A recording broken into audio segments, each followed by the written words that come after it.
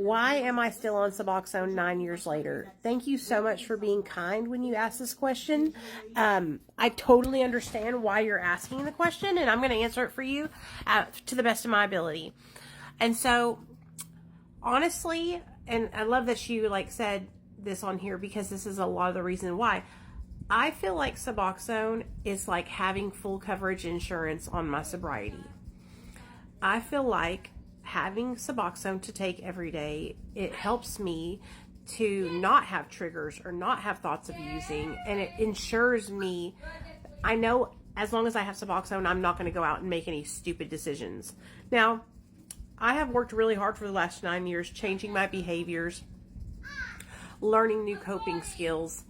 If for some reason I had to get off suboxone because I couldn't get it anymore, I couldn't afford it, I ran out, my doctor died or something like that, and I had to get off of it, would I be okay? And do I think I'd go out and relapse? I think I would be fine. I do not think I would go out and relapse.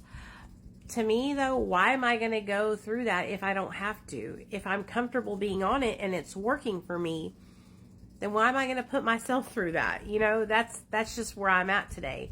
And also, I want to bring it to you like this. You know, if I was a person who was diagnosed with schizophrenia, a mental illness, right? And I was on here sharing with you guys how I had found a new medication, and for the last year I had been taking this medication, and I hadn't had any psychosis, mental issues, any kind of visual or auditory hallucinations in over a year with this new medication that I was taking for my diagnosed schizophrenia. Everybody would be praising me and telling me how proud they were of me, and that's awesome that I finally found something that worked. But I come on here and I tell you guys about how I've been able to stay sober for 9 years with this amazing medication called suboxone, and I haven't had thoughts of using, I haven't relapsed in 9 years, and people ask me, well, when are you going to get off of it? And that is just the stigma that is behind addiction. I also want to share something else with you. I was asked to speak at a convention and to be a person who shares about Matt. And I was calling the lady to talk to her and ask her if she still wanted me to share, because I had gotten nervous and told her no.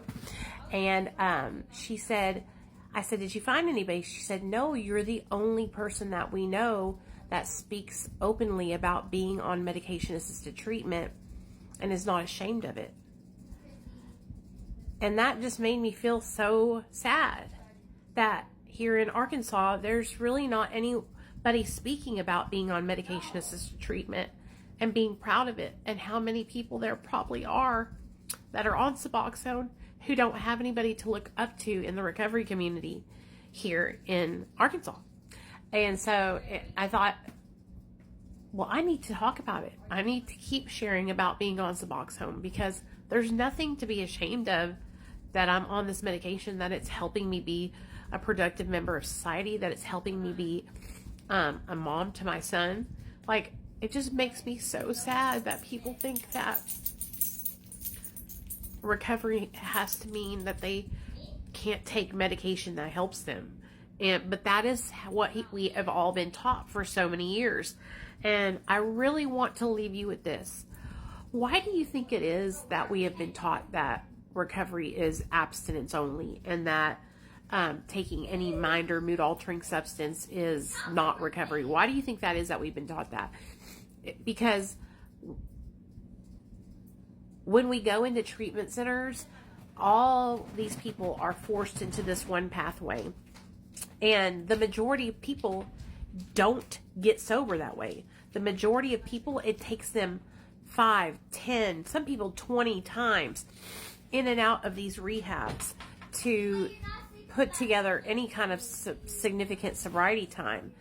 And then a lot of those people are like me, and they're never able to reach an abstinence sobriety, right? They're not able to do it, or they don't get to that point, and they get on medication-assisted treatment, and that finally works for them. And when they get to that point, then they're shamed for that working for them. I truly believe that it was done by design, because these treatment centers are making millions and millions and millions of dollars cycling patients through over and over and over again. And to me, they could have simply gone on medication assisted treatment and worked with a physician and gone to therapy and even titrated off if that's what they wanted to, you know. But to answer your question, sorry, I went off on a tangent there. I just don't feel the need to taper off. I feel really good. I also want to let you know that, and it doesn't matter what dose you're on, whatever works for you. But when I was on a dose of 12 milligrams, I didn't feel good. I felt tired all the time. I had a lot of constipation. I sweated a lot. I'm on a lower dose, much lower dose, and I don't have any of those negative side effects that I had. And so to me, it's just worth it to stay on. It helps me with my mental health as well as my addiction, and it also makes me feel safe.